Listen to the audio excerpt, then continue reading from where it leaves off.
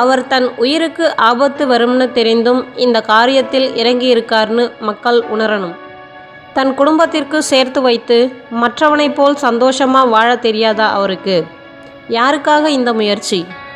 ஒரு நாட்டின் பிரதமர் என்று கூட பார்க்காமல் பதிவுகளில் தகாத வார்த்தைகள் என்ன செய்யும்? எதிர்ப்பிலேயே வளர்ந்தவர் மோடி. இன்னும் வலிமையாக எதிர்த்து நில்லுங்கள், இவரின் இன்னொரு முகம் வெளிப்படும் வரை. கடைசியில் சொல்கிறார் மோடிஜி, 50 நாள் எனக்கு உயிருக்கு உத்தரவாதம் கொடுங்க.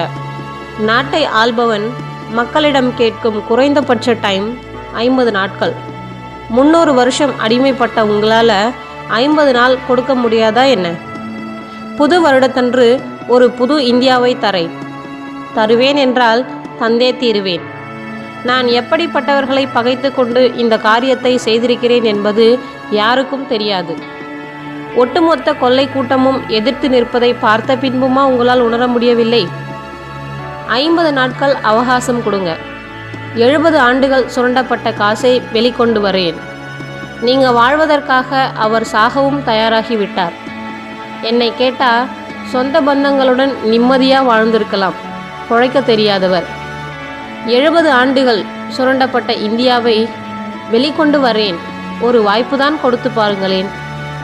இதை பிஜேபிக்காக செய்யவில்லை, என் நாட்டிற்காக செய்திருக்கிறேன். 50 நாட்கள் டைம் கொடுங்க. ஒரு கொசு கூட உங்களை கடிக்காது.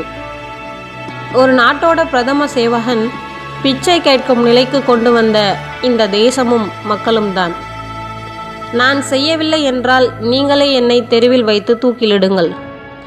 இதற்கு என்ன பதில் சொல்ல போறீங்க?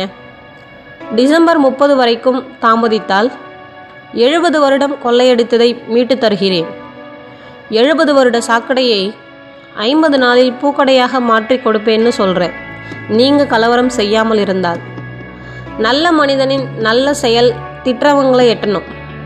பாராட்ட தகுதி இல்லாதவர்களுக்கு திட்ட என்ன அருகதை இருக்கு? நாளைக்கு நல்லது நடந்தால் அதை அனுபவிக்க போகிறதும் இன்னைக்கு திட்டுற இந்த மக்கள் தான். இல்லை, இவர் சொல்லியது போல் செய்தால் இவரை திட்டுற எல்லா பயலும் தூக்கில் தொங்குவீர்களா? இதுவரைக்கும் நாட்டை ஆண்டவர்களைப் போல இவரும் திளைத்திருக்கலாமே. ஏன் இத்தனை கஷ்டப்படணும்? பிரதமர் பதவிக்கே தகுதியில்லாத மனிதர் நீங்கள் என்று சொல்பவர்களுக்கு மோடியின் இளைய சகோதரர் மகள் தையல் வேலை செய்து வாழ்க்கை நடத்தி வந்தார். இதய நோயால் பாதிக்கப்பட்டு தனது 41வது வயதில் சமீபத்தில் இறந்தார். தன்னுடைய குடும்பத்தை கவனிக்கவில்லை. தன் சகோதரர்களை மத்திய அமைச்சர்களாக்கவில்லை. அரசியலில் ஈடுபடுத்தவில்லை. சகோதரிகளை சாதாரண குடிமகன்களாக வாழ வைத்து இருப்பது நியாயம்தானா மோடிஜி? ஒரு ஏழை இந்தியராக தன் சகோதரி மகளை சாகவிட்டது எந்த விதத்திலும் நியாயமில்லை. ஒரு அரசியல்வாதியாக எப்படி வாழ்வது என்பது முலாயம் சிங்கிடமிருந்துதான் கற்க வேண்டும்.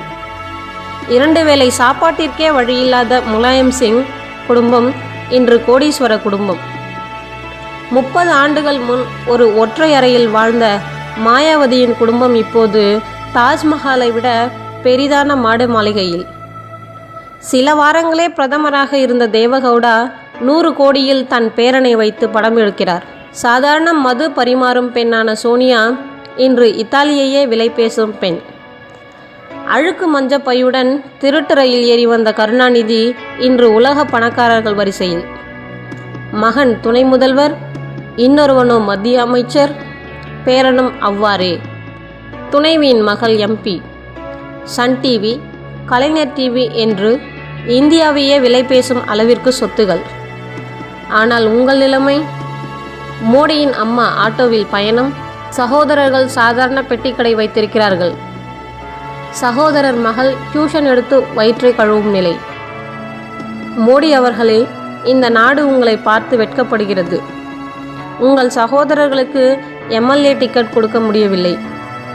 சகோதரிகளை ராஜ்யசபா உறுப்பினராக்க முடியவில்லை. இன்னும் ஏராளம். பின் எதற்கு இந்த பதவி உங்களுக்கு? நீங்கள் படிக்க வேண்டிய பாடம் ஏராளம் உண்டு மோடிஜி.